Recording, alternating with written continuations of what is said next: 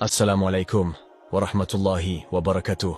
Frères et sœurs, vous est-il déjà arrivé d'apprécier quelqu'un que vous travaillez dur pour lui, mais de ne rien recevoir en retour? Vous est-il arrivé de ne pas être crédité d'une action que vous avez accomplie? Je sais à quel point cela peut faire mal de donner la priorité à quelqu'un, mais de ne pas recevoir le même prestige de sa part. C'est d'autant plus frustrant lorsque cela vient d'un membre de la famille ou d'un ami. La vérité est différente dans l'islam. Il n'est pas nécessaire de rechercher l'attention des autres. C'est pourquoi, dans cette vidéo, nous présentons 9 stratégies islamiques permettant d'être prioritaire sans même demander de l'attention. Regardez la vidéo jusqu'à la fin. N'écoutez pas les chuchotements de Satan. Premièrement, donnez la priorité à votre dîn.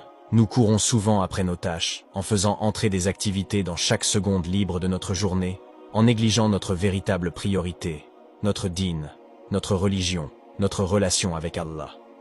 Cela ne devrait pas être un ajout occasionnel à notre routine, mais devrait être le centre de notre vie.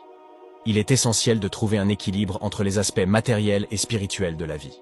Trouver un équilibre signifie intégrer la pratique religieuse dans notre vie quotidienne sans qu'elle ne devienne un fardeau supplémentaire, parce qu'Allah nous a imposé des limites dans son adoration.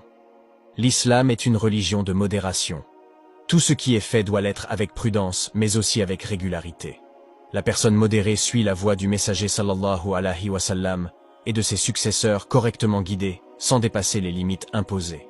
Ainsi, en donnant la priorité à la religion, nous ne voulons pas dire qu'il faut la pousser à l'extrême au point de causer des difficultés excessives. L'extrémisme dans l'islam est interdit, comme le rapporte Abdullah bin Masoud. Le messager d'Allah, sallallahu alayhi wa sallam, a dit « Ceux qui vont à l'extrême sont condamnés ». Il a dit cela 3 fois. Pourquoi une personne engagée dans sa religion est-elle condamnée? Parce qu'Allah nous facilite les difficultés grâce à sa miséricorde. Si nous rendons plus difficile ce qu'Allah nous facilite, c'est condamnable. Dans la sourate Al-Baqarah, Allah révèle « Allah n'impose à aucune âme une charge supérieure à sa capacité. Elle sera récompensée du bien qu'elle aura fait, punie du mal qu'elle aura fait. » Se concentrer sur la bonne voie pour le dîn est un effort qui demande beaucoup de temps et de dévouement, mais les avantages qui en découlent sont incommensurables. Lorsque vous parvenez à atteindre pleinement cet objectif, vous devenez non seulement une priorité pour vous-même, mais aussi pour les autres.